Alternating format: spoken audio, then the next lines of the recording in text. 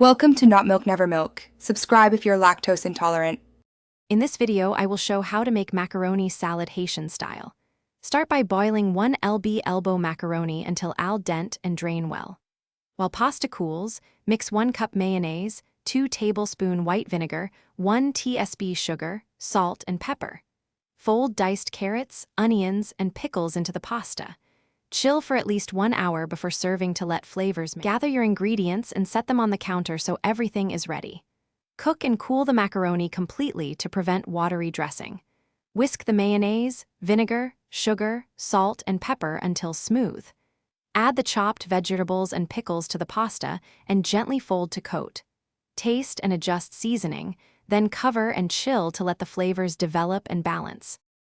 Gently combining ingredients preserves the salad's structure and keeps each bite satisfying. Use a light hand when folding to avoid mushy macaroni. Taste as you go and tweak acidity with extra vinegar or a squeeze of lemon if you want more brightness. If the salad seems dry, add a splash of milk or a bit more mayo to reach your desired creaminess. Chill before serving for best flavor. Thanks for watching. If this was helpful, leave a like and consider subscribing. See you next time.